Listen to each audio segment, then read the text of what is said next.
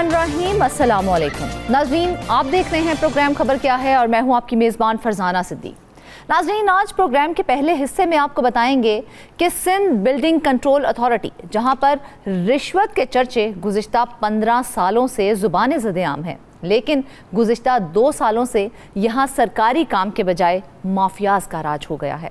नैब की जानिब से 310 सफ़ात पर मुश्तमिल एक तफ्तीशी रिपोर्ट तैयार की गई है। मज़ीद तफसीलात बताने के लिए हमारे साथ मौजूद होंगे incharge investigation cell south Mansoor Mugiri साहब, जबकि प्रोग्राम के दूसरे हिस्से में हम बात करेंगे ग्लेशियर्स की।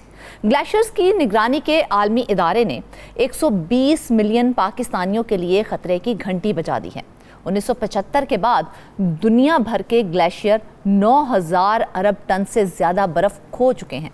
मज़ीद तफसीलात बताने के लिए हमारे साथ मौजूद होंगी नुमाइंदा इस्लामाबाद अक्सा खालिद, जबकि प्रोग्राम के आखिरी हिस्से में हम बात करेंगे डिस्ट्रिक्ट एजुकेशन अथॉरिटी मुल्तान की, जहां पर माली साल 2021 से 22 और 2022 से 23 के दौरान करोड़ों रुपए की मुबैना माली बेज़ाब्तियों का मामला सामने आया है। ऑडिट हुकाम ने करोड़ों रुपए से ज़ायद की बेज़ाब्तियों की निशानदही भी की थी। मज़ीद इस मौजू पर बात करने के लिए हमारे साथ मौजूद होंगे नुमाइंदा मुल्तान ज़हीर अब्बास। तो नाज़रीन, चलते हैं आज की पहली खबर की जानिब। आपको बताएं कि सिंध बिल्डिंग कंट्रोल अथॉरिटी, जहां पर रिश्वत के चर्चे गुज़िश्ता 15 सालों से ज़ुबान ज़द-ए-आम हैं, लेकिन गुज़िश्ता 2 सालों से यहां पर सरकारी काम के बजाय अब माफियाज का राज दिखाई दे रहा है। नैब की जानिब से 310 सफ़ात पर मुश्तमिल एक तफ्तीशी रिपोर्ट भी तैयार की गई है, जिसमें मौजूदा डीजी समेत 2 दर्जन दीगर अफसरान को इस काले धंधे में मुलव्विस बताया गया है। नाज़रीन, आपको ये भी बताएं कि नैब की जानिब से एक जामे रिपोर्ट तैयार करके मजाज अथॉरिटी से कार्रवाई के लिए इजाज़त तलब की गई है। पूरी स्टोरी पर बात करने के लिए हमारे साथ मौजूद हैं incharge education cell south Mansoor Mugiri. Mansoor, सबसे पहले तो हमें डिटेल्स बताएं, इस हवाले से काफ़ी बड़े इंकशाफात सामने आ रहे हैं। बिस्मिल्लाहिर्रहमानिर्रहीम। मिस फरजाना, ये जो मोटी फाइल देख रहे हैं ना, ये पूरी नेब ने तैयार की है और सिंध बिल्डिंग कंट्रोल अथॉरिटी पे है। सबसे पहले तो मैं यकीन माने उनको अप्रिशिएट करता हूँ, जिस मेहनत से उन्होंने ये रिपोर्ट तैयार की है। एक एक गैर कानूनी तमीर होने वाले घर, उसका एड्रेस, मकान नंबर और उसमें कौन अफसर मुलव्वस है उनका नाम दिया गया। इतनी तैयारी से शायद आज तक मैंने कोई रिपोर्ट नहीं देखी हो। तो नेब ने कहा है कि 2 डायरेक्टर जनरल साहिबान, जिसमें एक मौजूदा डायरेक्टर साहब, मौजूदा डायरेक्टर जनरल और 23 दीगर अफसरान हैं, जिन्होंने समझो कि कहा है कि तबाही मचा दी है। सिंध बिल्डिंग कंट्रोल अथॉरिटी में तबाही मचा दी है। हर वो गैर कानूनी काम किया है जिससे उनको पैसा मिला है। अच्छा। जैसे कि उन्होंने इस रिपोर्ट में कहा गया है कि इन्होंने जिस घरों के जाली कागज़ थे, उन जाली कागज़ों पर भी इन्होंने इजाज़त दिलवाई और KDA और मास्टर डेवलपमेंट प्लान से मिलकर गठजोड़ करके इन्होंने वो काम कराया, खुद काम कराया है, इनके अफसरान ने कराया है। तो जाली कागजात पे और दीगर ये है कि आपको ग्राउंड +1 बनाना है तो वहाँ पे 4 फ्लोर 5 फ्लोर तक इजाज़त दी गई है, कहीं 1 फ्लोर तो 1 से ज़्यादा। और जो हाई राइज बिल्डिंग्स हैं, जहाँ पर किसी किस्म का माहौलियाती सर्टिफिकेट नहीं लगा हुआ है कि इस इलाके में ये बिल्डिंग बन सकती है, नहीं बन सकती है। अच्छा। इसका जल्जले से कोई है, अगर जल्जला आ जाए तो उसको रोकने के लिए एहतमाम किया गया है? नहीं। अच्छा। कुछ नहीं है। इसी तरह से जहाँ से इनको पैसा मिला है उन्होंने 2 नंबरी काम किया है। और जहाँ पर कमर्शियल घर, कमर्शियल एरिया ही नहीं है, घर है, रेजिडेंशियल प्लाट है, वहाँ पर कमर्शियल दुकानें बना दी गई, वहाँ पर प्लाजा के प्लाज बनाए गए। ये सब इस रिपोर्ट में है। उन्होंने मजीद ये कहा है कि इनके इस काले काम की वजह से 100 अरब का नुकसान हुआ है। 100 अरब का नुकसान हुआ है, जिसमें 27 अरब रुपए सरकार का नुकसान हुआ है और मजमूई तौर 2 सालों में इनका 10 अरब रुपए से ज़ायद का फ़ायदा हुआ है। तो ये लबे लबाब है स्टोरी का। अच्छा मंसूर, देखा जाए स्टोरी तो ये बड़ी जानदार है। हमें ये बताएं कि सिंध बिल्डिंग कंट्रोल अथॉरिटी के अफसरान पर नैब ने सबसे बड़ा इल्ज़ाम क्या लगाया है? देखिए, सबसे बड़ा इल्ज़ाम इनका ये है कि इन्होंने दीगर इदारों को भी करप्ट कर दिया है, दीगर इदारों को पैसे खिला के उनसे भी काम कराए हैं। मिसाल के तौर पर मास्टर डेवलपमेंट जो प्लान है, वहाँ से वो चीज़ें आनी थी, वो नहीं दे रहे थे, उनको इन्होंने पैसे खिला के उनसे सर्टिफिकेट्स लिए, फिर केडीए से लिए, यानी कि खुद लेने तो के बाद फिर खराब थे आखिरी ही, काम अपने इन्होंने साथ किया है। साथ बाकियों को भी खराब करते चले गए हैं। खरबूजे वाला काम किया है कि खरबूजे को देख कर रंग बदलता है, तो इन्होंने उसको इस तरह का कर दिया है, उन अपने रंग में शामिल कर दिया है। तो यही सबसे बड़ी खराबी है कि खुद भी खराब हो, दीगर इदारों के लोगों को भी खराब करें। पैसों की वजह से इन्होंने वहाँ पर जो है वो काम किया है इस कराची के साथ कि मैं शुक्रिया अदा करता हूँ नेब वालों का, जिन्होंने हम सब की आंखें खोली हैं और उन्होंने मजाज अथॉरिटी को कहा है कि इनसे आहानी हाथों से निपटा जाए। इन्होंने जिस तरह का क्राइम किया है आहानी हाथों से निपटा जाए।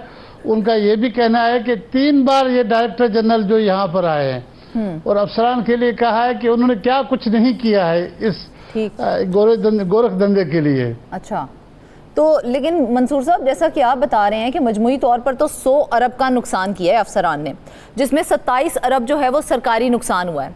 मुझे ये बात समझ में नहीं आ रही है कि ये तो उनका फ़ायदा हुआ, तो नुकसान फिर किस चीज़ का हुआ है? हाँ, इनका फ़ायदा हुआ है। नुकसान इन्होंने तफसील ये दिया है कि वो बिल्डिंग्स जो गैर कानूनी हैं, जो रेगुलर हो ही नहीं सकते, लोगों से खर्चा तो कराया गया है, कोई 100 अरब रुपए के करीब लोगों ने गैर कानूनी काम कराने के लिए इनकी मदद से जो है वो 100 अरब रुपए खर्च कर दिए। 100 अरब अगर वो जायज़ तरीके से खर्च करते तो उनके पैसे जो है वसूल हो जाते। अब कल जो है कोई सुप्रीम कोर्ट की जानिब से कोई और बड़ा फैसला आ जाता है, जैसे नासरा टावर गिराया गया था। अगर फ़र्ज़ करो कि 10-15 बड़े टावर्स के लिए अदालत कह दे कि इनको गिरा दे, तो अल्टीमेटली लोगों का तो नुकसान हुआ ना, जिन्होंने पैसे दे के वहाँ घर बनाए वो बेघर हो जाएंगे। तो मजमूई तौर 100 अरब रुपए कहा जा रहा है कि ये लोगों का नुकसान हुआ है, जिसमें 27 अरब रुपए जो सरकारी फीस की वसूली थी वो इन्होंने नहीं किए। 27 अरब रुपए का वो नुकसान हुआ है। तो 27 अरब रुपए के छोटे पैसे नहीं है कि सरकार का इन्होंने ये नुकसान कराया, 100 अरब आवाम का। मंसूर साहब, बिल्कुल ऐसे ही तो है। मुझे ये तो बताएं कि अरबों रुपए की बात की जा रही है, कोई छोटी मोटी बात नहीं की जा रही है, और ये बात भी वो कर रहा है जो सबसे बड़ा इदारा है। तो ये मुझे समझ में नहीं आ रही है कि किस तरह से ये साबित करेंगे। देखिए, इन्होंने, मुझे ऐसे लग रहा है कि जो सिंध बिल्डिंग कंट्रोल अथॉरिटी का कोई इंतहाई करीबी 1-2 अफसरान हैं जिन्होंने मिलके इनको डॉक्यूमेंट दिए हैं, जिन्होंने एविडेंस दिए, क्योंकि नेब के बस की बात नहीं है। मैं देख रहा हूँ इसमें एक एक घर के आगे निशान है, ये घर है इतने स्क्वायर फुट पे है, और ये इस पर ये क्या कैसे बनाया गया है कि इलीगल कागजात हैं, जली कागजात हैं, या एक फ्लोर ज़्यादा बढ़ाया गया है, रेजिडेंशियल है या कमर्शियल है, इस तरह की डिटेल है। तो ये प्रूफ शुदा है, क्योंकि अंदर का बंदा इनसे मिला हुआ है, तो उन्होंने इनका काम उतार दिया है। नेब के डीजी का, मौजूदा डीजी और अफसरान के बारे में सब कुछ नेब को दे दिया है। अब देखना यह है कि जो बड़ी अथॉरिटी है नेब की, वो कब इनको इजाज़त दे रही है और ये कार्रवाई शुरू करते हैं। मंसूर साहब, ये तो करप्शन को बेनकाब करके करप्ट लोगों के खिलाफ कार्रवाई करने वाला मुल्क का सबसे बड़ा इदारा ये बात कर रहा है। इसका मतलब तो हम ये समझें कि ये जो करप्शन है वो इतनी बड़ी सतह पर हो रही है।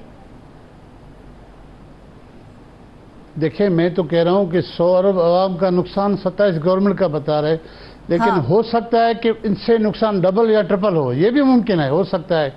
और ये बताया गया है कि 10 अरब रुपए का इनका फ़ायदा हुआ है 2 सालों में, लेकिन इसको मैं नहीं मानता हूँ। मैं कहता हूँ इससे ज़्यादा फ़ायदा हुआ है। जब आप कोई रिश्वत देता है तो किसी के सामने थोड़े देता है, वो अंडर द टेबल होता है।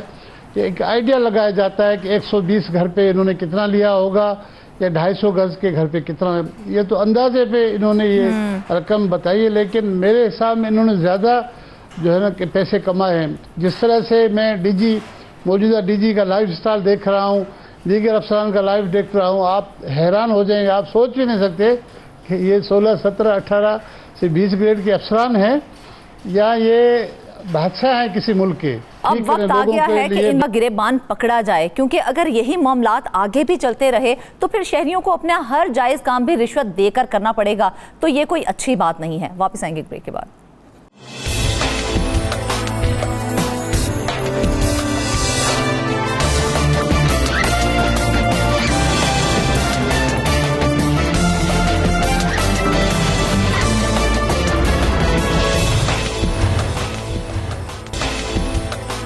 वेलकम बैक नाज़रीन। बड़ा ही अहम मामला आपके सामने रखने जा रहे हैं। आपको बताएं कि ग्लेशियर्स की निगरानी के आलमी इदारे ने 120 मिलियन पाकिस्तानियों के लिए खतरे की घंटी बजा दी है। 1975 के बाद दुनिया भर के ग्लेशियर्स 9000 अरब टन से ज़्यादा बर्फ़ खो चुके हैं।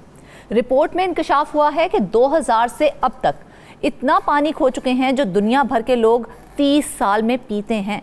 जी हाँ, मज़ीद तफसीलात जानते हैं नुमाइंदा इस्लामाबाद अक्सा खालिद से। जी अक्सा, सबसे पहले तो हमें ये बताएं कि पाकिस्तान में मौसमियाती तब्दीली क्या क्या असरात मुरतब कर रही है। देखिए, बिल्कुल बहुत सारे मसाइल हैं, लेकिन मुस्तकबिल कभी भी वैसा नहीं होता जैसा कि हम सोचते हैं। आए दिन कोई ना कोई इश्यूज़ आते ही रहते हैं और मौसमियाती तब्दीली is one of the biggest issue. और अनफॉर्चुनेटली पाकिस्तान उन 10 ममालिक में शुमार करता है जो कि मौसमियाती तब्दीली पर कंट्रोल नहीं कर सके, प्रिकॉशंस नहीं ले सके हैं। और बिल्कुल ये ऐसा टॉपिक है जिसे हम इग्नोर भी नहीं कर सकते हैं, इसको डिस्कस करना बहुत ज़रूरी है। मौसमियाती तब्दीली और ग्रीन हाउस गैसेस की वजह से जो है वो बहुत सारे नुकसानात हमें देखने में सामने आते हैं। और बिल्कुल पेरिस में एक कॉन्फ्रेंस हुई थी जिसमें ये मुआहिदा किया गया था कि पूरी दुनिया में 1.5% जो है वो ग्लोबल वार्मिंग और ग्रीन हाउस गैसेस को कंट्रोल किया जाएगा, जो अब तक जो है वो सुस्त रवि का शिकार है। और बिल्कुल 2047 तक temperature will rise by 4 degree centigrade. और क्योंकि आए दिन टेम्परेचर बढ़ा है विद इन पाकिस्तान, आप देख रही होंगी कि जो है विदाउट प्रेडिक्शंस बारिशें हो रही हैं। मौसमियाती तब्दीली is one of the biggest issue for us. और इससे क्या होगा कि पाकिस्तान जो है यहाँ पर 60% यानी कि 60% जो एरिया है वो कवर्ड है ग्लेशियर से। बिल्कुल अब ग्लेशियर्स मेल्ट होंगे जिससे मैदानी इलाके जो हैं वो इलाके जो कि समंदरों के करीब हैं, दरियाओं के करीब हैं, मैदानी इलाके वो बहुत ज़्यादा मुतासिर होंगे और वहाँ की आबादी भी मुतासिर होगी। और आने वाले कुछ ही सालों में अगर ग्लेशियर्स इसी तरह से मेल्ट होते रहे तो वो आबादियाँ जो हैं वो तबाह होने का भी उन पर खदशा है। और अच्छा, जिस तरह से आपने हमें बताया कि बहुत तेज़ी से मौसमियाती तब्दीलियाँ रोनमा हो रही हैं, हमें ये बताएं कि जो ग्लेशियर्स हैं वो किस रफ्तार से पिघल रहे हैं और उनसे किन खतरात का सामना करना पड़ सकता है हमें। बिल्कुल, देखें ग्लेशियर्स जो हैं वो क्योंकि टेम्परेचर में इजाफा हो रहा है, ठीक है, मैंने आपको बताया कि अब तक 3% जो है वो इजाफा हो चुका है। 2070 तक जब 4% बढ़ेगा उस पर भी 3% जो है वो इजाफा होगा, जिसकी वजह से ग्लेशियर्स जो हैं वो मेल्ट होंगे। अब ग्लेशियर्स कैसे मेल्ट हो रहे हैं? हीट वेव्स की वजह से मेल्ट हो रहे हैं। मौसमियाती तब्दीली किस तरह से उसको असर करिए in a sense of heat wave. अब जब हीट वेव आती है तो ग्लेशियर्स मेल्ट होते हैं और उससे बहुत सारे एरियाज मुतासिर होते हैं, स्पेशली मैदानी इलाके मुतासिर होते हैं। अब कुछ लोग हैं जैसा नॉर्दर्न एरियाज़ के लोग हैं, वहाँ पर जब ग्लेशियर्स मेल्ट होते हैं तो उनका तो लाइफ स्टॉक ही जो है वो मवेशी है, वो आबादियाँ मवेशी समेत तबाह होने का खदशा है। एक चीज़ मैं आपको यहाँ पे बता दूँ कि 2022 के बाद जो है वो पाकिस्तान का GDP रेट जो है वो बाई 8% अफेक्ट हुआ था। अब मौसमियाती तब्दीली में अगर इसी तरह इजाफा रहा तो 1% बढ़ने की वजह से भी जो है वो हमारी जिस पॉवर्टी का एक बहुत बड़ा मसला है उसकी तमाम तर जो भी कोशिशें हैं वो उसके साथ रायगा चली जाएंगी। बिल्कुल ऐसे ही। अच्छा अक्सा, हमें ये भी बताएं कि अगर ग्लेशियर्स जो हैं वो इसी रफ्तार से पिघलते रहे तो आइंदा नस्लों के लिए पानी के ज़खायर क्या होंगे और मौजूदा पानी के कितने ज़खायर हमारे पास मौजूद हैं अभी? बिल्कुल, देखें जो ग्लेशियर्स की निगरानी करते हैं आलमी इदारा है, उसने ख़तरे की घंटी बजा दी है पाकिस्तानियों के लिए कि 120 मिलियन पाकिस्तानियों की जो लाइफ है वो डेंजर में है इस वक्त। अब मैं आपको बताऊं कि ग्लेशियर्स मेल्ट कितना हो रहा है। 273 अरब टन जो है वो ग्लेशियर मेल्ट हो चुका है वर्ल्ड वाइड 2000 से लेके 2025 के दौरान। अब इसकी वजह से ये इतना पानी है कि 30 साल तक दुनिया भर के लोग इसको इस्तेमाल कर सकते हैं, पी सकते हैं, जो कि वेस्ट हो चुका है। वेस्ट होने की वजह से क्लाइमेट चेंज को एक बहुत बड़ा इफेक्ट होता है, वेदर को एक बहुत बड़ा इफेक्ट होता है और वो कॉज करता है ग्लोबल वार्मिंग, हीट वेव्स। अब ये जैसा आप देख रहे हैं कि किस तरह से असर हो रही है हीट वेव्स। इस्लामाबाद में कुछ दिनों पहले जो ज़ालाबारी हुई, कितने नुकसान हुआ उससे, तो वो इसी क्लाइमेट चेंज का जिस तरह से आप बता रही हैं कि ग्लेशियर्स पिघल रहे हैं और पानी ज़ाया हो रहा है, क्या हमारे पास ऐसा कोई तरीक़ाकार मौजूद नहीं है कि उस पानी को सेव किया जा सके ताकि आने वाली नस्लों को पानी के मसाइल का सामना ना करना पड़े? It's a very important question. बिल्कुल, देखें पाकिस्तान में हमेशा से ज़ेरे बहस कुछ टॉपिक्स रहे हैं कि जी डैम्स डैम्स बनाए जाएं पाकिस्तान को स्टोर किया, पाकिस्तान की जो एनर्जी है उसको स्टोर किया जाए, जो नेचुरल वेज हैं हमारे पास उनको स्टोर किया जाए, ताकि उससे सबसे बड़ी चीज़ क्या हो सकती है कि पानी से हम इलेक्ट्रिसिटी प्रोड्यूस कर सकते हैं, जो कि हमारे पास ये ज़खायर मौजूद नहीं है, ऐसे सोर्सेज मौजूद नहीं हैं कि हम लोग, आप देखें कि नॉर्दर्न एरियाज़ में दरिया सिंध का पानी जब ग्लेशियर्स मेल्ट होते हैं तो ज़ारो कतार पानी जो है वो ज़ाया होता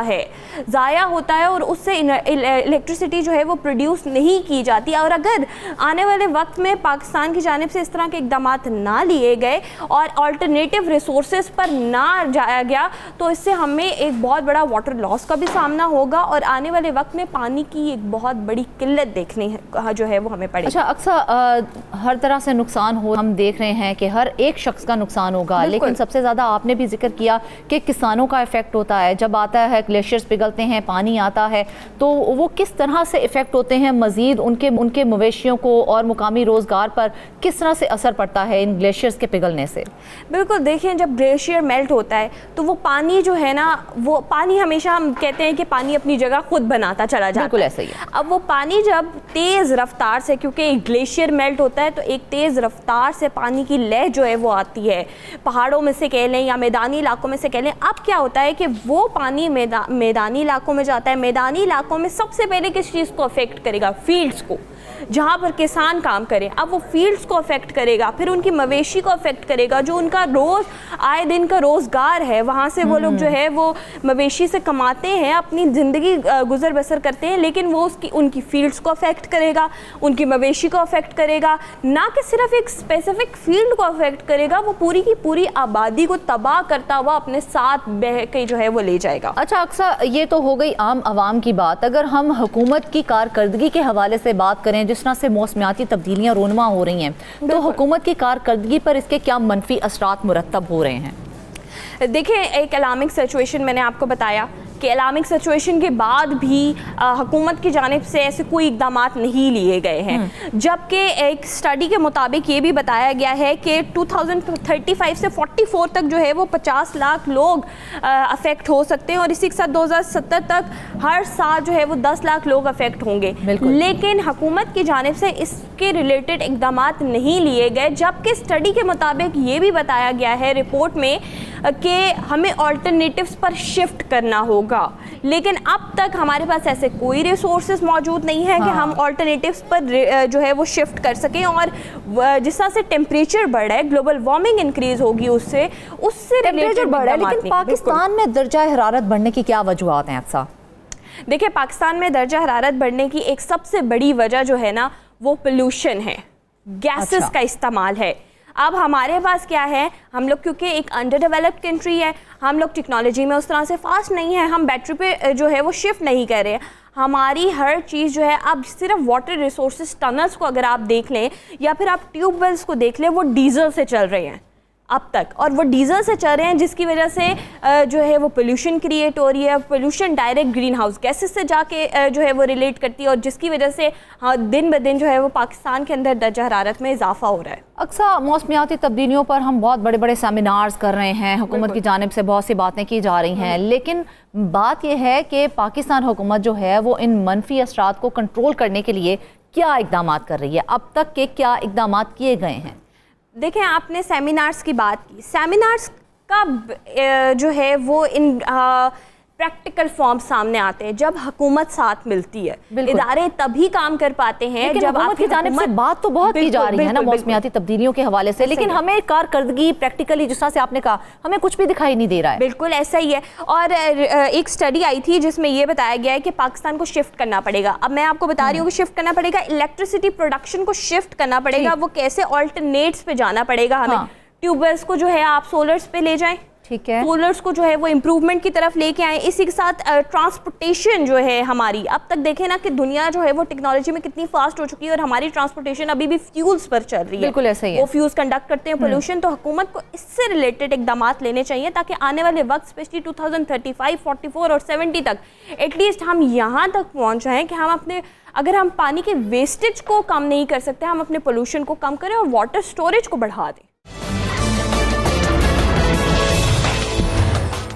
अच्छा, डैम्स कितने ज़रूरी हैं इस हवाले से? बिल्कुल, डैम्स देखें, पाकिस्तान में हमेशा एक इशू रहा है, जो भी हुकूमत आती है उसके ज़ेरे बहस एक टॉपिक होता है कि जी डैम्स बनाने हैं, लेकिन डैम्स क्या बनते हुए आपको दिखाई दे रहे हैं? 70 सालों से हम सुनते आ रहे हैं कि डैम्स बनने चाहिए, हर कोई इस बात के साथ मुत्तफिक होता है, लेकिन हमने आज तक एक भी डैम बनता हमें दिखाई नहीं दिया है। और जो कि बन रहा होता है उसे रोक दिया जाता है, ये भी एक बहुत इंपॉर्टेंट इशू है।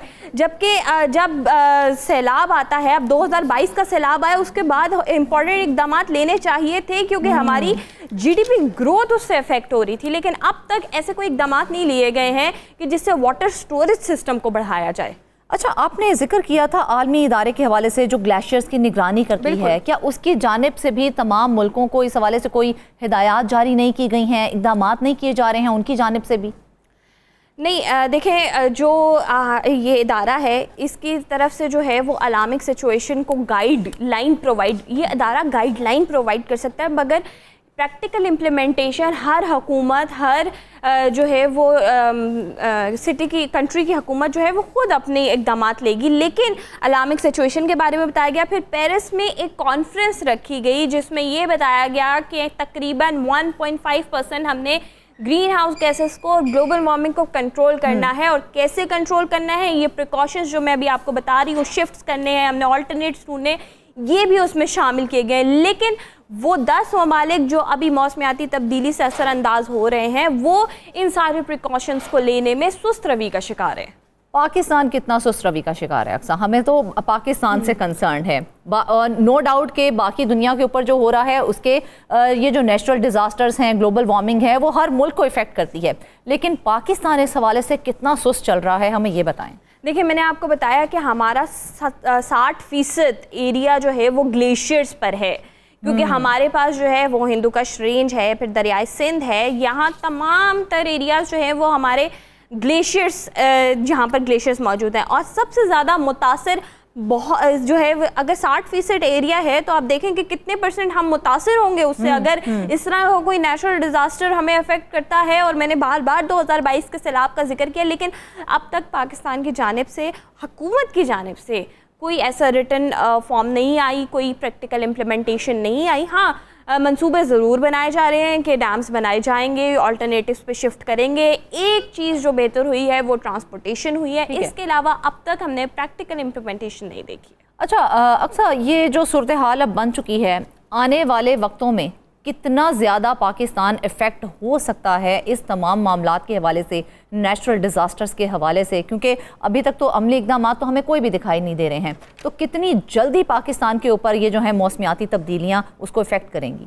देखें, 2033 का मैं यहाँ पर जिक्र कर रही हूँ कि टेम्परेचर राइज़ करेगा। टेम्परेचर जैसे जैसे राइज़ करेगा, सबसे ज़्यादा इफेक्ट किस पे होगा? हीट वेव्स जो है वो बढ़ेंगी, हीट वेव्स बढ़ेंगी, ग्लेशियर्स मज़ीद पिघलेंगे, जिसके बाद जो है वो ज़्यादातर इलाका जो है, हमारी आबादियाँ तबाह हो जाएंगी। और पानी की वेस्टेज की वजह से पानी स्टोर नहीं होगा, जिसकी वजह से हमें वाटर लॉस का एक बहुत बड़ा मसला जो है, हमारी आने वाली नस्लों को इसका जो है वो सामना करना पड़ेगा। देखा जाए तो आने वाले वक्तों में बहुत से मसाइल का सामना करना पड़ सकता है और सबसे बड़ा मसला पानी का होगा। और जिस तरह से अक्सर ने हमें स्टार्ट में बताया कि ग्लेशियर रानी करने वाला जो इदारा है उसने भी अलार्मिंग सिचुएशन जो है वो दे दी है कि आने वाले वक्तों में आपको इन मामलात का सामना करना पड़ेगा। तो खुदारा इस हवाले से कुछ सोचिए, और पाकिस्तान की जो हुकूमत है उसको भी इस हवाले से सीरियस होकर कोई ना कोई इकदाम करने चाहिए। अब हम रुख करेंगे मुल्तान का। आपको बताएं कि डिस्ट्रिक्ट एजुकेशन अथॉरिटी मुल्तान में माली साल 2021 से 22 और 2022 से 23 के दौरान करोड़ों रुपए की मुबैना माली बेज़ाब्तियों का मामला सामने आया है। ऑडिट हुकाम ने करोड़ों रुपए से ज़ायद की बेज़ाब्तियों की निशानदही की थी। सबसे ज़्यादा बेज़ाब्तियाँ महकमा तालीम के अफसरान को गैर कानूनी तौर पर अलाउंसेस की फराहमी में की गई हैं। मज़ीद इस मौजू पर बात करने के लिए हमारे साथ मौजूद नुमाइंदा मुल्तान ज़हीर अब्बास। ज़हीर, सबसे पहले तो हमें ये बताएं कि डिस्ट्रिक्ट एजुकेशन अथॉरिटी में इतने बड़े पैमाने पर माली बेज़ाब्तियाँ सामने आती ही रहती हैं, क्या चेक एंड बैलेंस का कोई निज़ाम मौजूद नहीं है? जी, अगर बात की जाए चेक एंड बैलेंस की तो वो ना होने के बराबर है। यही वजह है कि आए रोज़ दीगर महकमों की तरह महकमा तालीम में भी मुबैना माली बेज़ाब्तियों के स्कैंडल सामने आते रहते हैं। इसमें मुख्तलिफ जो अफसरान हैं, जिसमें DO साहबान हैं, साथ CO साहबान हैं, तमाम अफसरान जो बड़े लेवल के हैं, उन पर भी ऑडिट एतराज़ात सामने आते हैं। अभी जो ऑडिट रिपोर्ट सामने आई है माली साल 2021-22 और माली साल 2022-23 की, उसमें मजमूई तौर पर 85 करोड़ रुपए से जायद की माली बेज़ाब्तियां सामने आई हैं। अच्छा। इसमें अगर बात की जाए अलाउंसेस की, तो जो मुख्तलिफ जो अफसरान हैं उनको अलाउंसेस की मद में जो अदा की गई रकम थी वो 29 करोड़ रुपए से जायद की थी। रिकॉर्ड इसका मतलूबा जो रिकॉर्ड था ये ऑडिट हुकाम को अफसरान फराहम ही नहीं कर सके, जिसके बाद जो डिपार्टमेंटल अकाउंट्स कमेटी की मीटिंग हुई थी उसमें भी ये एतराज़ात जो हैं इनको बरकरार रखा गया। अब तरीकाकार क्या होता है कि जब भी ऑडिट हुकाम की तरफ से कोई ऑडिट किया जाता है तो उसको मौका पर ही सेटल कर दिया जाता है अगर मुतलका रिकॉर्ड ऑडिट हुकाम को फराहम किया जाए, वो जब ऑडिट हो रहा होता है। हाँ। तो इसका दूसरा तरीका ये होता है कि डिपार्टमेंटल अकाउंट्स कमेटी का इजलास होता है। उस इजलास में ना सिर्फ जो मुतलका महकमा होता है जिसके अफसरान पर इल्जामात होते हैं, ऑडिट एतराज़ात होते हैं, वो अफसरान मौजूद होते हैं, साथ जो ऑडिट के अफसरान हैं वो भी उस मीटिंग में मौजूद होते हैं। अगर वहां पर भी ऑडिट एतराज़ात को दूर कर लिया जाए, उनको हल कर लिया जाए, तो ऑडिट एतराज़ात खत्म कर दिए जाते हैं। अगर यहां पर भी ये मामला ना रुके तो उसके बाद जो है वो पब्लिक अकाउंट्स कमेटी में ये मामला चला जाता है। वहां पर भी अगर ये ऑडिट एतराज़ात दूर ना हो तो रिकवरी के लिए जो है वो जोर दिया जाता है कि रिकवरी की जाए जो करप्शन में मुलव्वस, जो माली बेज़ाब्तियों में मुलव्वस अफसरान हैं। तो अब ये मामला जो है ये डिपार्टमेंटल अकाउंट्स कमेटी से भी आगे जा चुका। अब ये पब्लिक अकाउंट्स कमेटी में मामला जो है वो पहुंच चुका है, जिस पर पब्लिक अकाउंट्स कमेटी को जो रिपोर्ट पेश की जाए उसके लिए वर्किंग पेपर की तैयारी का अमल जो है वो शुरू कर दिया। ठीक है, जिस तरह से ज़हीर आपने बताया कि माली साल 2021 से 22 और माली साल 2022 से 23 में मजमूई तौर पर 85 करोड़ की जो है वो खुर्द-बुर्द की गई है। तो ये जो सारा मामला है, इस हवाले से महकमा तालीम हुकाम की जानिब से माली बेज़ाब्तियों की रोकथाम के लिए क्या इक़दाम किए जा रहे हैं? फिर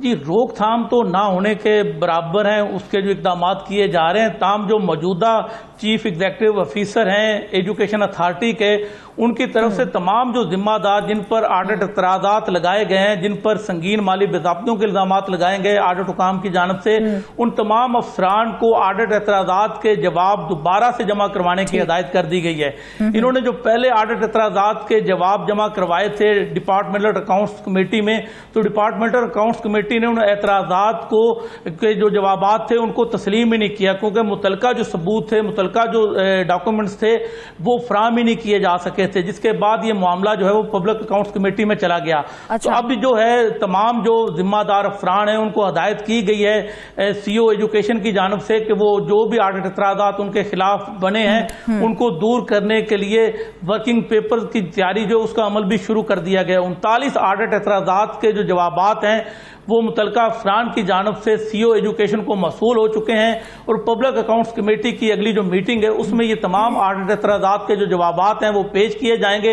अगर वहां पर ये ऑडिट एतराज़ात के जवाबात को तस्लीम कर लिया गया तो तमाम जो ऑडिट पैराज हैं उनको सेटल कर लिया जाएगा। अच्छा। अगर यहाँ पर ये ना हुआ तो उसके बाद रिकवरी के लिए मुतलका जो अफसरान हैं उनकी सिफारिशात की जाएंगी कि उनसे तमाम तरह रिकवरी जो है वो की जाए और कौमी खजाने में जमा करवाया जाए। ये जो ऑडिट हुआ था 2021-22, 2022-23 के माली सालों का, तो इसमें मजमूई तौर पर 85 करोड़ रुपए से जायद की माली बेज़ाब्तियां सामने आई थी।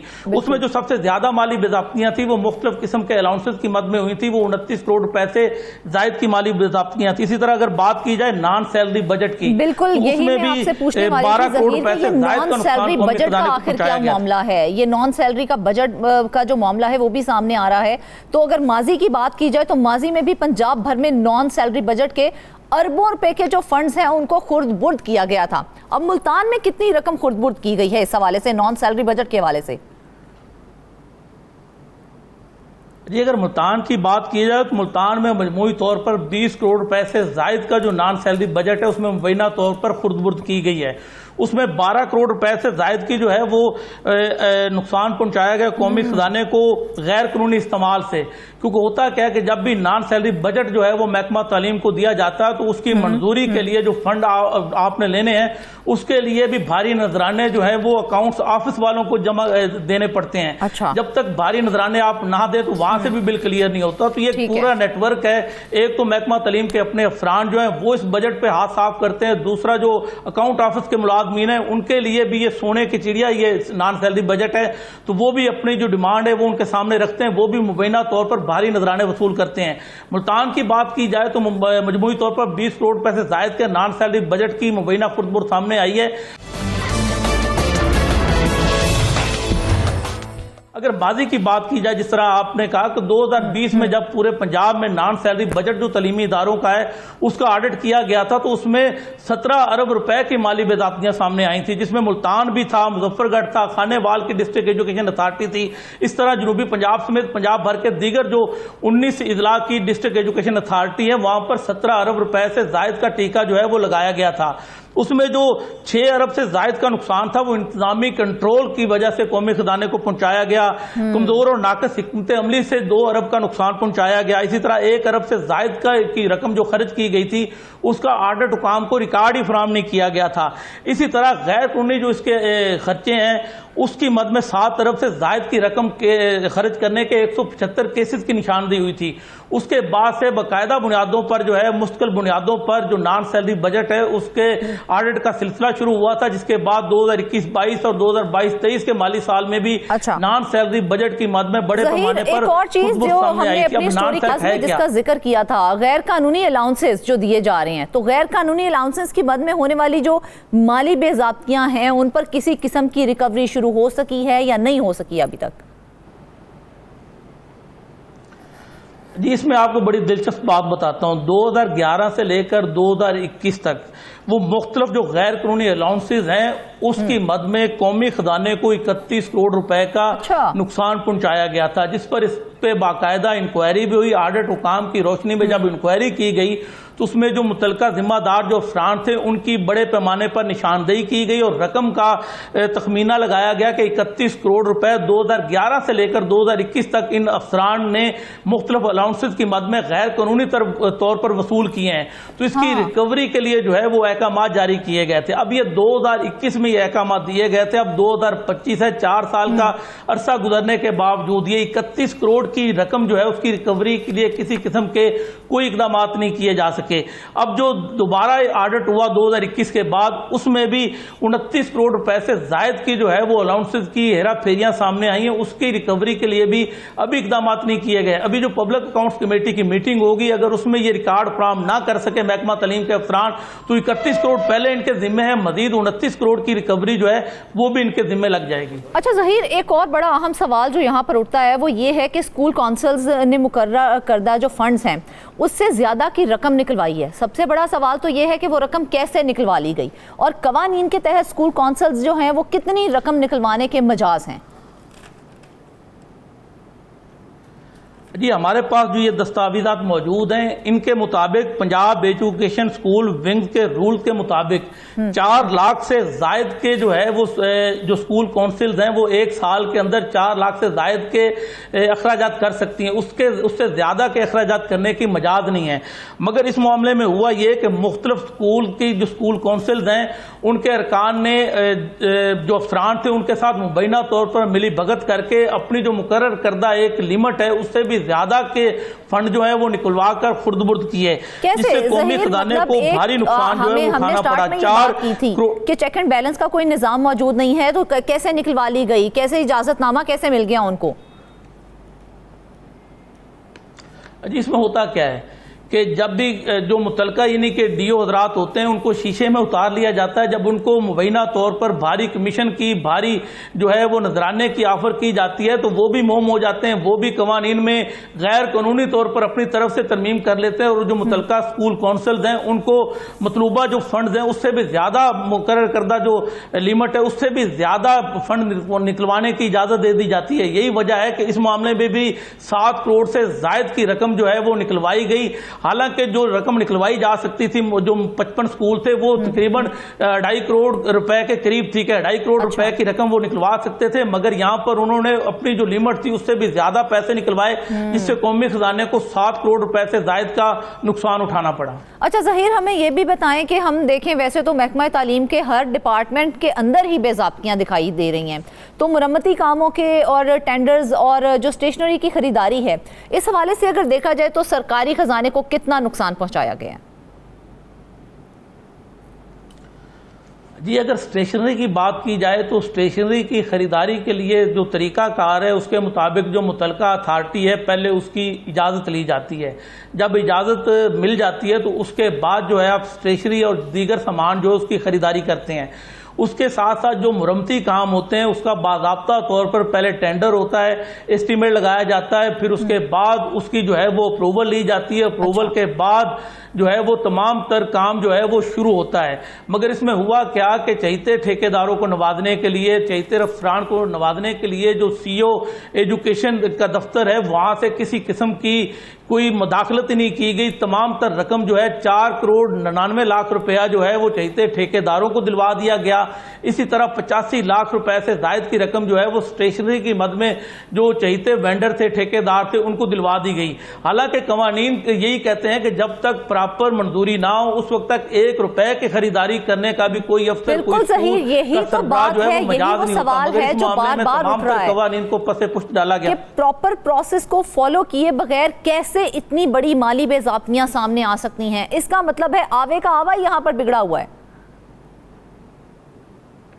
जी, उसी तरफ मैंने आपको बताया, उसी की निशानदेही की कि जो अफसरान जैसे सीओ एजुकेशन है या डीओ हजरात हैं, उनके दफ्तर में जब भी कोई फाइल जाती है तो साफ उधर सारा कुछ मेंशन होता है। फर्ज करें स्कूल कौंसिल की जानब से अगर उनसे डिमांड की गई है कि हमें 15 लाख के फंड चाहिए, तो वो तो 4 लाख से ज्यादा के फंड लेने के मजाज ही नहीं है। तो यहाँ पर उन्हें पता सारा है कि भाई सिर्फ 4 लाख की रकम हम उन्हें अप्रूव मंजूर कर सकते हैं, मगर उसके बावजूद कमाल मेहरबानी से 15 लाख की रकम हो, 20 लाख की रकम हो, 25 लाख की रकम हो, वो मंजूर कर ली जाती। तो साफ ज़ाहिर है ये सारा सिस्टम जो है वो मिला हुआ है।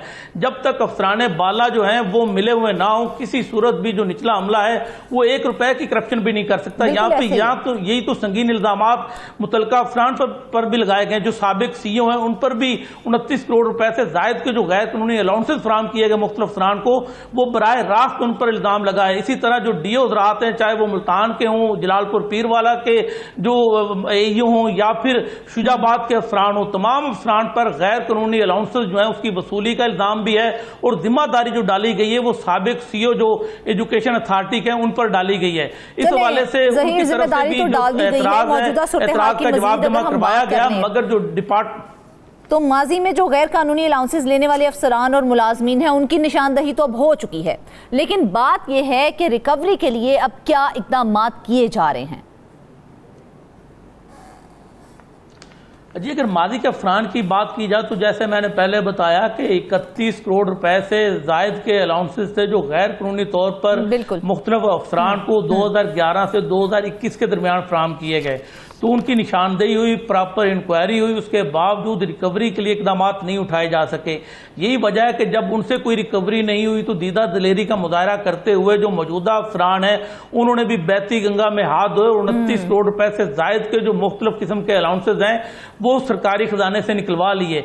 अब ऑडिट हुकाम ने इस पर भी जो है वो निशानदेही की है कि बड़े पैमाने पर जो मुख्तलिफ अलाउंस है उनके गैर कानूनी तौर पर निकलवाने की निशानदेही हो चुकी है। उस पर ऑडिट पैरा भी बन चुका है। उस ऑडिट पैरे को सेटल करने के लिए इकदाम किए जा रहे हैं, मगर डिपार्टमेंटल अकाउंट्स कमेटी की जानब से जो जवाब था मुतलका अफसरान की जानब से उसको मुस्तरद कर दिया गया है। अब पब्लिक अकाउंट्स कमेटी में ये मामला जाएगा तो पता चलेगा पब्लिक अकाउंट्स कमेटी क्या डायरेक्शन देती है। तो ज्यादातर यही इम्कान है कि पब्लिक अकाउंट्स कमेटी में भी ज्यादातर ऑडिट पैरे जो है वो मुस्तरद हो जाएंगे, जिसके बाद पब्लिक अकाउंट्स कमेटी की जानब के जो मेंबरान है वो भी यही सिफारिश करेंगे कि तमाम तर रिकवरी जो है उसको यकीनी बनाया जाए। तो अब महकमा तालीम के अफसरान ऑडिट एतराज़ात को दूर करने के लिए क्या लाया अमल बना रहे हैं? क्योंकि उनके तो जो हर बार उनको रिजेक्ट कर दिया जाता है, डिपार्टमेंटल अकाउंट्स कमेटी तो उनके जवाबात से मुतमईन ही नहीं हो रही है।